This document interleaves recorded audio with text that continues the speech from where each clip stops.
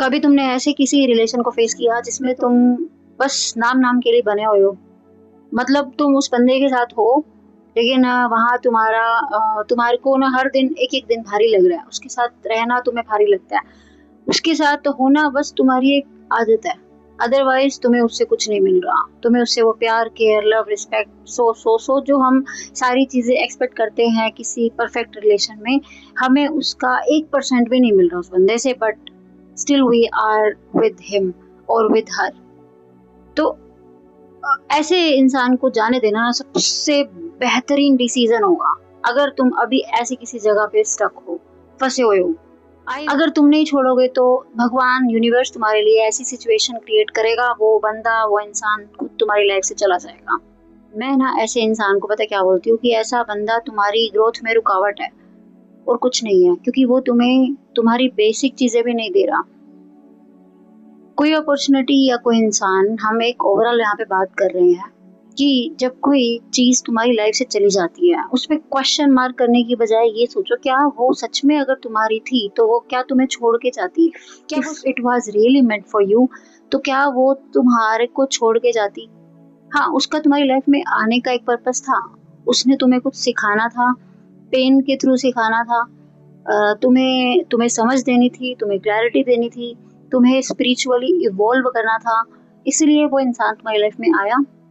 उसने जो तुम्हारे को लेसन दिया, उसका वो पार्ट, उसका वो टास्क तुम्हारी लाइफ में कंप्लीट हुआ एंड ही लेफ्ट आउट।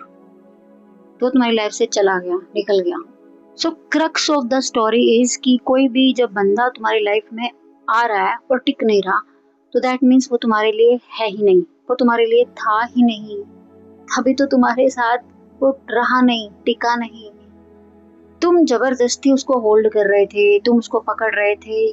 तुम अपने आप से पता क्या क्वेश्चन करते हो जब तुम्हारी लाइफ से कोई चला जाता है, कि शायद मैंने एक बार और ट्राई कर लिया होता, शायद मैं थोड़ा सा और झुक गई होती, शायद मैंने थोड़ा सा और कॉम्प्रोमाइज कर लिया होता। And we human being are so much emotional.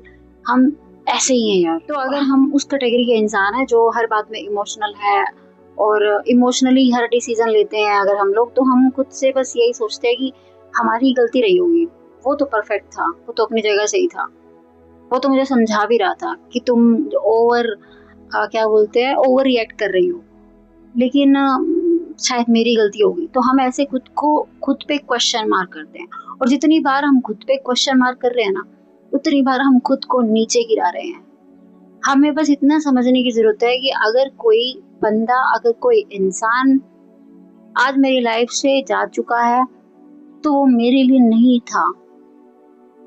जो और जब कोई चीज आपके लिए नहीं होती, तो या तो कोई ऐसी चीज, ऐसी सिचुएशन आपके सामने आ जाएगी कि या तो आप खुद उसको छोड़ दोगे, भले ही आपको उससे अटैचमेंट थी, भले ही आप उसके साथ अपना फ्यूचर इमेजिन कर रहे थे, भले ही आपने अपनी फैंटेसी में, अपनी कल्पनाओं में उसके साथ क्या क्या इमेजिन कर रखा होगा।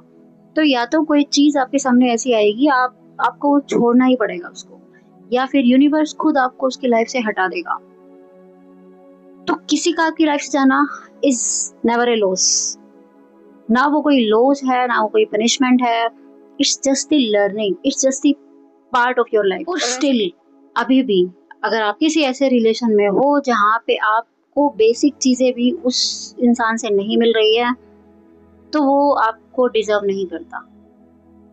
सो स्टैंड अप, जागो, अवेयर हो जाओ और खुद के लिए डिसीजन लो। वो डिसीजन आपको चीख चीख के कह रहा होगा, आपका अंतर मन लेने के लिए कि यार ये सही नहीं है, आपकी इंट्यूशन आपको बता रही है कि वो सही नहीं है, बट नो, आप नहीं ले रहे डिसीजन। तो आप नहीं ले रहे और आपकी इंट्यूशन आपको बोल भी रही है कि वो बंदा मेरे लिए सही नहीं है, तो वो कोई ऐसी सिचुएशन बनेगी कि वो आपके साथ चला जाएगा, क्योंकि दो मिस अलाइंड चीजें साथ में रह ही नहीं सकती यार।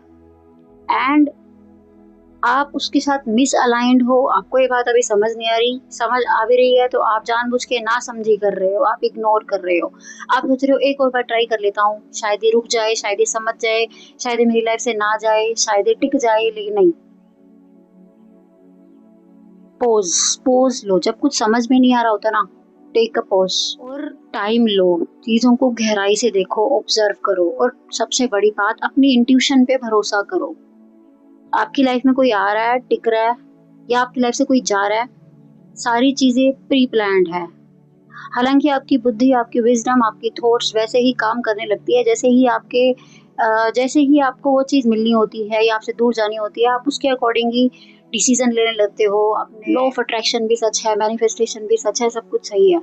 बट जो चीज़ आपको मिलनी है ना, जो चीज़ आपको लिखी है, मिलनी है, जो आपके हिस्से का सुख, दुःख, आपके हिस्से का पैसा, नाम, जितना आप नाम कमाओगे, जितना आपको पैसा मिलेगा, जो नेम फेम आप कमाओगे, जितना पैसा आप कमाओगे, वो जितना आपको जब मिलना है, वो आपसे कोई नहीं छीन सकता। जो चीज़ आपके लिए है, it will reach you through oceans, through reverse, through any medium, it will reach you. It will stay in your life जितने टाइम के लिए उसको आपकी लाइफ में रहना होगा, फिर वो चाहे ज़िंदगी भर हो। जितना टाइम हमने उसके साथ देखना है, वो हम करेंगे, वो चीज़ हमारे से दूर जा ही नहीं सकती जो हमारे लिए होगी। तो अगर लाइफ आपको चिक के कोई डिसीज़न लेने के लिए कह रही है, तो आप डिसीज़न लो यार, चीज़ों को देखो आँखें खोल के, ठीक है? तो जो चीज़ आपके सामने है उसको अनदेखा मत करो। जब आपको सामने से इशारा मिल रहा है, जब आपको सामने से साइन मिल रहा है किसी चीज़ को लेट गो करने का and still you are holding it, still you are trying to control it, तो वो आपके लिए सही नहीं है। तो आज की ये वीडियो बस एक ये रिमाइंडर था आपको याद दिलाने के लिए कि जब कोई आपकी लाइफ से जाता है, वो आपका एक्चुअल में होता ही नहीं है, तभी तो आपकी लाइफ से चला गया ना। It was not meant for you, सीधी बात है। It's not a loss, it's not a punishment, it's nothing. It's just a pure sign from universe कि वो आपके लिए सही नहीं था, दैट इज वाई वो आपकी लाइफ से चला गया। इसमें आपकी कोई गलती नहीं है। इसमें आप अपने आप को मत कोसो, अपने आप को क्वेश्चन मार्क मत करो, अपनी वर्थ को जज मत करो, अपनी वैल्यू को कम मत समझो। ये वो था जिसने आपको लूज किया है, दैट्स इट। सो उम्मीद करती हूँ आज की ये वीडियो से आपको एक रिमाइंडर मिला होगा कि जो आप अपनी लाइफ में अभी फेस कर रहे हैं, जिन लोगों के साथ रह रहे हैं, कि आपको आगे क्या करना है। बाकी मैं मिलती हूँ आपसे नेक्स्ट वीडियो में।